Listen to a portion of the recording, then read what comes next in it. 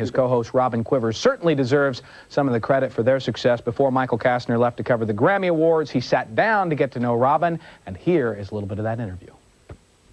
Well, even though I'm at the Grammys, I really wanted to do this interview because this woman has been whispering sweet nothings in my ear for 10 years, waking me up every single morning when I lived in Washington, D.C., and in New York, and now in Los Angeles, Robyn Quivers. I didn't know we had this history, Michael. Well, you know, it's really true. You've giggled in my ears everywhere I've lived, basically, so I really wanted to talk to you. And before we, you know, you work with Howard Stern, a lot of people know about Howard Stern, but we really wanted to learn a lot about you, so we have some word association to do with you here. And just word association? Well, that and also some questions Suppose here. I don't have anything to say to these words. You? Oh, come on. Well, actually, not just word association, but some other things. Like, if you could invite anybody to dinner from any time in history, who would it be? Any time in history? Yeah. Martin Luther King? Okay. Do you floss? Do I floss? Occasionally. I'm not, I'm not religious about it. Okay. Who do you most identify with on Gilligan's Island? Marianne. Okay. Your toilet paper dispenser at home, over or under? Under. Under? Okay. Vehemently under. Or the maid's out of here. That's right. What is your Tom Jones? What is my Tom Jones? What does that question mean? Well, you called something your Tom Jones on the show. I did? Okay, we'll go into that later. Yeah. We'll talk about that in the break. You think I know what I said on that show? You think I listen to myself? No. Let's see. Briefly describe your ideal life in 5 years. Ideal life in 5 years, I'll be fabulously wealthy and won't have to work. Okay. Most sensitive part of your body is? Oh, I can't mention that on TV. Where's the beef? Where's the beef? You know, these are from listeners. And viewers, they all wanted to know this. Where's the beef? Okay, we'll get to that one later. It was buried with Clara Peller. Oh, can you imagine what it looks like now? Ooh. And what do you want written on your tombstone? What do I want written on my tombstone? Boy, these are great. You know, the thing that I'm most scared about is you guys play parts of this interview on the Inside Word on Howard all the time, and I'm terrified this part's going to be played. So hopefully it won't be. And now have you found out all about me? I guess so. What do you know now that you didn't know Actually, before? I know what your Tom Jones is, but I can't say on the air, actually. I was hoping you did. But again, we'll do that in the break. Okay. You'll tell me what my Tom Jones is. Yeah. We know you for working with Howard. Yeah. What did you do before Howard? I was a nurse.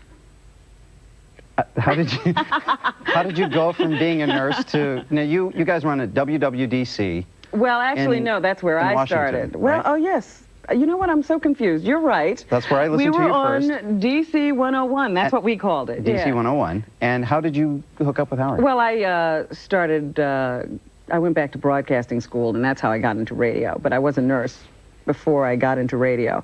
And we just happened to be hired by the same person. You know, he was... at a station in Detroit. Howard was at a station in Detroit, and he wanted to get out of there, and they were starting up this new station in Washington, D.C., and they hired him, and then they were looking for someone to work with him, and they decided, you know, all the teams in town on the radio right now are two-man teams. So why don't we distinguish ourselves by putting a female voice on in the morning? And the program director, a woman named Denise Oliver, knew of me, played a tape of me for Howard, and he said, yeah, she sounds okay, get her. So that's how it happened. What did you think of Howard when you first heard him? Well, that's how they got me interested in the job. I wasn't going to take it because I didn't want to. I was very happy where I was and didn't want to move to Washington, didn't want to leave the station that I was working at in Baltimore, and they kept having me out to dinner and lunch and trying to woo me to leave and go to this station in Washington, D.C., and finally Denise said, let me play you a tape of the guy I want you to work with. And she played a tape of Howard, and he was interviewing a prostitute. And I had never heard anything like that before, and all my reservations left, and I just said, where do I sign? I want to meet this guy. And the rest, ladies and gentlemen, is history. So you can answer this question probably the best. Why do you think the show is so popular? Not just, he doesn't just have fans, I mean fanatics. Yeah, people are crazy. Yeah, because it's so different, it's so real. It's honest. You know, we don't get on the air and lie. We're not pretending to be the people you hear on the air. We're not pretending to be like the people you hear on the air. That's real stuff. It's very intriguing to see people practically without their clothes on. That's the best description, and I think people are also terrified when they leave because you start ripping them apart. Oh, that's not true. How dare you? The studio. What, are you trying to keep people from doing the show? How dare you? We always say if you want us to stop talking about you, do the show. Exactly. Because then we fall in love with you. I wanted to ask you, you know, why do you think that people do agree to do it? Because sometimes... It's fun! What are you trying to do? No, because you kind of take a jab here and there. So maybe you'd think that people would be a little bit nervous about going on, but people love to go on the show. Celebrities love it. Because it is fun. It's a lot of fun to do the show. My God! Hey, I've been listening for a lot of years, so I understand. I think you're misinterpreting. Who are you listening to?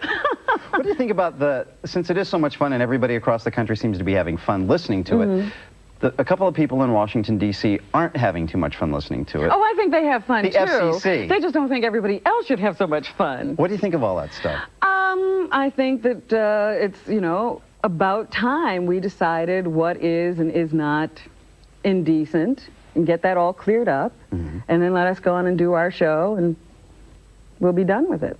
You think he's been unfairly picked on, though? Absolutely. Targeted.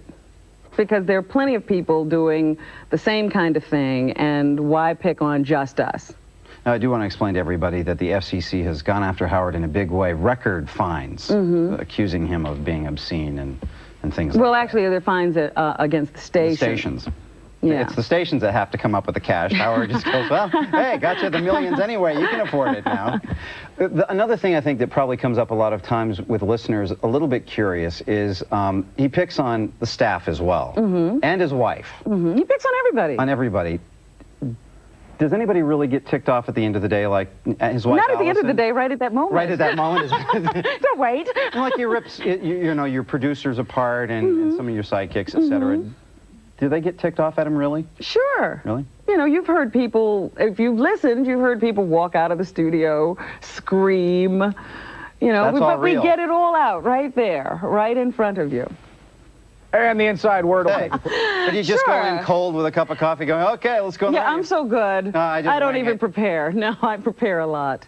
You do? Yeah, I have to. I'm the one who has to make sure she stays up on all the current information, make sure I know what's happening in the world.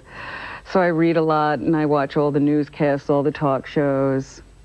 Is there ever any time when you want to be serious about something and Howard is having fun with it, or you don't want to be serious about it? No, we're serious occasionally.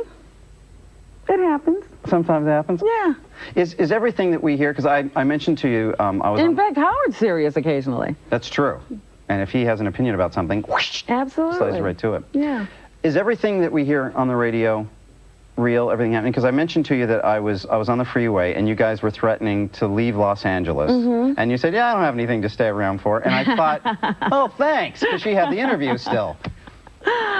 Well, if we had decided that we had to leave Los Angeles because we didn't have enough to do some programs, we do have to do a radio show every day, so I would have had to leave. You would have bolted I would have on us. hated to cancel on you. But I would have done it in a heartbeat. I might not have even called.